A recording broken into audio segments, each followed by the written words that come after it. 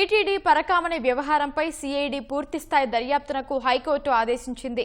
చోరీపై నమోదైన కేసును లోక్ అదాలత్లో రాజీ చేసుకోవడంపై ఉన్నత న్యాయస్థానం కీలక ఉత్తర్వులు ఇచ్చింది.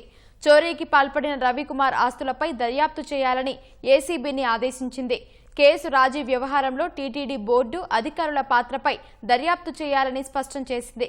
రవికుమార్ ఆయన కుటుంబ సభ్యుల ఆస్తులు, బ్యాంకు ఖాతాలు పరిశీలించాలంది. ఆస్తులు బదలాయించారా అనే అంశంపైన దర్యాప్తు చేయాలని పేర్కొంది. ఆ నివేదికను తదుపరి విచారణలోగా అందించాలని సిఐడిని, ఏసీబీని ఆదేశించింది. వైసీపీ హయాంలో 2023లో తిరుమల పరకామణిలో చోరీ కేసు నమోదైంది. ఈ ఘటనపై 2023లోనే టీటీడీ విజిలెన్స్ కు ఫిర్యాదు అందింది. ఉద్యోగి రవికుమార్ పెద్ద ఎత్తున పరకామణి కొల్లగొట్టారని అందులో పేర్కొన్నారు.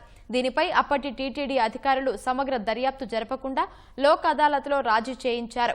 ఈ ఘటనపై పిటిషన్ దాఖలు కావడంతో హైకోర్టు విచారణ చేపట్టింది.